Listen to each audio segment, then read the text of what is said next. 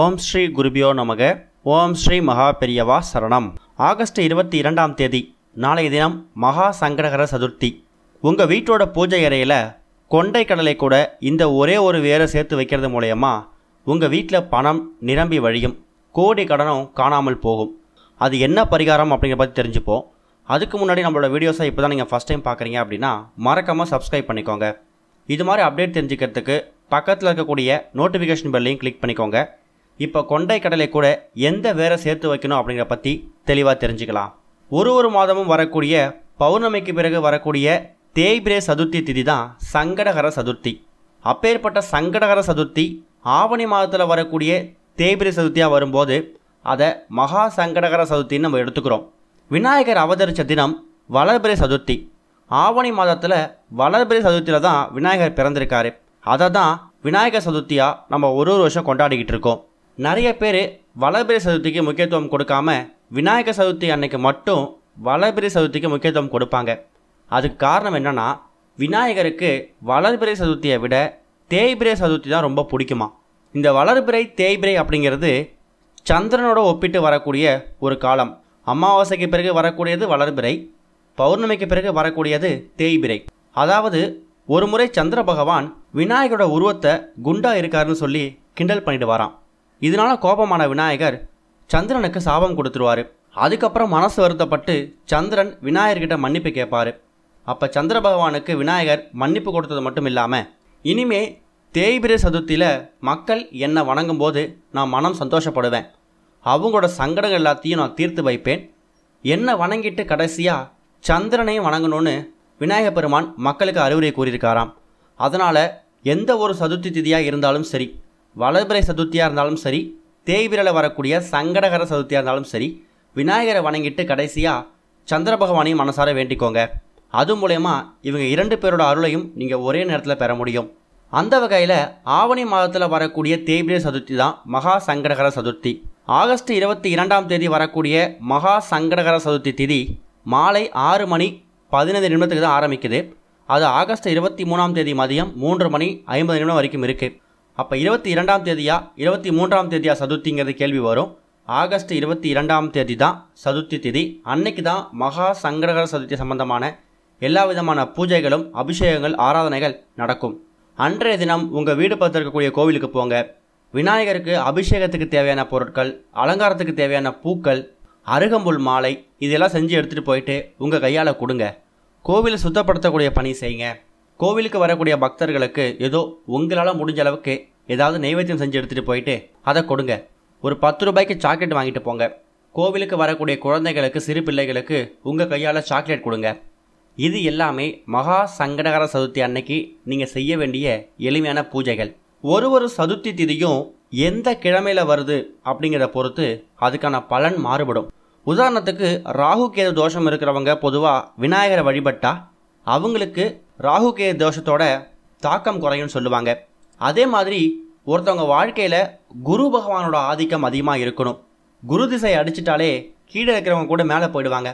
பரம ஏழை கூட பணக்காரராக மாற முடியும். அவங்களுக்கு குரு பகவானோட அருள் தேவை. அப்படிப்பட்ட அருள் வேண்டும் நினைக்கிறவங்க வியாழக்கிழமையில் வரக்கூடிய சதுர்த்தி திதியை நம்ம தவற விடக்கூடாது. அதை குரு சதுர்த்தின்னு சொல்லுவாங்க. சொல்லப்போனால் வியாழக்கிழமையில் வரக்கூடிய மகா சங்கடகர சதுர்த்தி அன்னைக்கு நம்ம விநாயகரையும் வணங்கலாம், அதே நேரம் குரு பகவானோட அருளையும் நம்ம சேர்ந்து பெற முடியும். அதுக்காகத்தான் இப்போ நாம் சொல்லக்கூடிய இந்த ஒரு பரிகார முறைக்கு கொண்டை கடலை நம்ம எடுத்திருக்கோம். கொண்டை கடலை அப்படிங்கிறது குரு பகவானுக்கு உகந்த ஒரு தானியம். வியாழக்கிழமையில் குரு பகவானுக்கு கொண்டை கடலை நம்ம நைவேத்தியமாக வச்சு படைக்கும்போது நம்ம வாழ்க்கையில் இருக்கக்கூடிய ஏற்ற இறக்கங்கள் சரியாகி ஒரு நிம்மதியான முன்னேற்றம் ஏற்படும். குரு பார்க்க கோடி நன்மைன்னு சொல்லுவாங்க.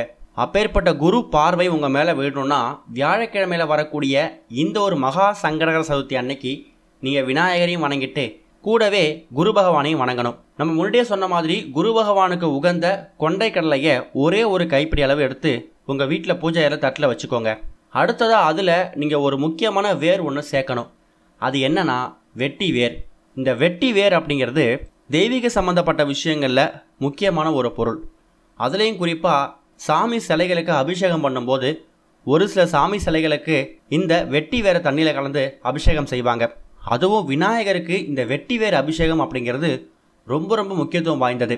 இன்னமும் நிறைய கோவில்களில் வாசல்களை பார்த்தீங்கன்னா வெட்டி வேரில் மாலை செஞ்சு விற்பாங்க, வெட்டி வேரில் விநாயகர் செஞ்சு விற்பாங்க. அந்த வெட்டி வேர் அப்படிங்கிறது அதோட வாசமே ரொம்ப அதிகமாக இருக்கும். அந்த வாசம் நம்ம உடம்புக்குள்ளே போகும்போது ஒரு புத்துணர்ச்சி கிடைக்கும். நம்ம உடம்புல இருக்கக்கூடிய தேவையில்லாத கெட்ட விஷயங்கள் வெளியேறும். வீட்டுக்குள்ளே வைக்கும்போது பாசிட்டிவ் எனர்ஜி கிடைக்கும். விநாயகரை வீட்டில் வழிபட்டாலே சந்தோஷம்தான், சுபிக்ஷந்தான். அப்பேற்பட்ட விநாயகரை வெட்டி வேரால் செஞ்சு வாங்கிட்டு வந்து வைக்கும்போது அதோட பலன் அபரிமிதமானதாக இருக்கும். இப்படி சுவாமி சிலைகளுக்கு அபிஷேகம் பண்ணுறதுக்காக பயன்படுத்தக்கூடிய வெட்டி வேர், மருத்துவத்துக்காக பயன்படுத்தக்கூடிய வெட்டி வேர், வெட்டி வேரில் செய்யக்கூடிய மாலை, வெட்டி வேர் அலங்காரம், வெட்டி வேர் விநாயகர்னு சொல்லி இந்த வெட்டி வேரை பற்றி நம்ம நிறைய விஷயங்கள் சொல்லிக்கிட்டே போகலாம். அந்த வெட்டி வேரை சும்மா ஒரு 5 ரூபாய்க்கு ஒரு 2-3 துண்டு இருந்தால் கூட போதும். இந்த வெட்டி வேர் எங்கே கிடைக்கும்? எல்லா விதமான நாட்டு மருந்து கடைகள்லையுமே இந்த வெட்டி வேர் கிடைக்கும். விலையும் ரொம்ப கம்மி தான். அதையும் நீங்கள் வாங்கிட்டு வந்து வச்சுடுங்க. கழுவி சுத்தப்படுத்தி கொண்டை கடலை எடுத்து வச்சுருக்கீங்களே, அந்த கொண்டை கடலையை சின்னதாக ஒரு பவுலில் நிரப்பி அதில் நீங்கள் வாங்கிட்டு வந்திருக்கக்கூடிய வெட்டி வேரை அதில் வச்சுடுங்க. அதை அப்படியே உங்கள் வீட்டோட பூஜை அறையில் வச்சுட்டு முதல்ல விநாயகப் பெருமான் முழுமுதற் கடவுள் ஆவணி மாதத்தில் வரக்கூடிய மகா சங்கடகர சதுர்த்தி அன்றைய தினம் விநாயகப் பெருமானை மனசார வேண்டிக்கோங்க. தோப்பு காரணம் போட்டு உங்களுக்கு என்ன வேண்டுதல் இருக்கோ அதை மனசார சொல்லுங்கள். நிறைய பேருக்கு இருக்கக்கூடிய முக்கியமான பிரச்சனை என்ன? கடன் சம்மந்தப்பட்ட பிரச்சனை தான். பொருளாதார சம்மந்தப்பட்ட பிரச்சனைகள், கோடி கடனும் காணாமல் போகணும், கையில் பணவரவு இருந்துக்கிட்டே இருக்கணும்னு சொல்லி உங்களுக்கு என்னென்ன வேண்டுதல் இருக்கோ அந்த வேண்டுதல் எல்லாத்தையும் விநாயகர்கிட்ட மனசார சொல்லுங்கள். அடுத்ததாக கொண்டை கடலை. கொண்டை கடலை குரு பகவானுக்கு உகந்த தானியம் அப்படிங்கிறதால அந்த இடத்துல குரு பகவானையும் மனசார நினச்சிக்கோங்க. அது மூலயமா குரு பார்வை உங்கள் மேலே விழும். குரு பார்வை பட்டாலே கோடி நன்மை தான். ஆக மொத்தத்தில் இந்த 2 பொருட்களை உங்கள் வீட்டோட பூஜையில் வச்சு பூஜை பண்ணுறீங்க. பூஜை பண்ணதுக்கு அப்புறமா அந்த கொண்டை கடலையையும் வெட்டி வேரையும் என்ன செய்யலாம்? சதுர்த்தி தேதி அன்னைக்கு இந்த வழிபாட்டை செஞ்சுட்டு அந்த கொண்டை கடலையையும் அந்த வெட்டி வேரும் உங்கள் வீட்டோட பூஜை அறையில் அது அப்படியே இருக்கட்டும். மறுநாள் அந்த கொண்டை கடலையை பறவைகளுக்கு தானமாக கொடுத்துருங்க. காகத்துக்கோ புறாவுக்கோ அந்த கொண்டை கடலையை கொடுத்துருங்க. வெட்டி வேர் இருக்குல்ல, அந்த வெட்டி வேரை நிலைவாசலில் வாசல் தெளிக்கும் போது அந்த தண்ணீரில் கலந்து அந்த வெட்டி வேரோடு தெளித்து விட்டுருங்க.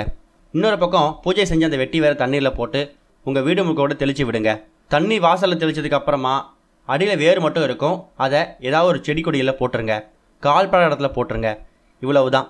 இதை நீங்கள் மகா சங்கடகர சதுர்த்தி அன்னைக்கு செய்யும்போது எல்லா விதமான சகல விதமான நன்மைகள் நீங்கள் பெற முடியும். கோடி கடனும் காணாமல் போகும். குரு பார்வை, குபேர யோகம் உங்களுக்கு ஏற்படணும் அப்படின்னு நினச்சிங்கன்னா இந்த ஒரு ஆவணி மாதத்தில் வரக்கூடிய மகா சங்கடகர சதுர்த்தியை பயன்படுத்திக்கோங்க. இது வரைக்கும் வாழ்க்கையில் நீங்கள் சங்கடகர சதுர்த்தி விரதம் இருந்ததில்லை, சங்கடகர சதுர்த்தி அன்னைக்கு விநாயகரை வழிபட்டதில்லை அப்படின்னு நினைக்கிறவங்களுக்கு இந்த ஒரு மகா சங்கடகர சதுர்த்தி ஒரு அற்புதமான ஒரு வாய்ப்பு. இந்த ஒரு மகா சங்கடகர சதுர்த்தி அன்னைக்கு நீங்கள் விநாயகரை வழிபட்டீங்கன்னா வருடத்தில் மீதி இருக்கக்கூடிய 11 சங்கடகர சதுர்த்தியை நீங்கள் வழிபட்ட பலனை இந்த ஒரே நாளில் பெற முடியும். இப்படிப்பட்ட ஒரு அரிய நாளை தவற விட்டுறாதீங்க. ஓம் ஸ்ரீ குருபியோ நமக. ஓம் ஸ்ரீ மகா பெரியவா சரணம்.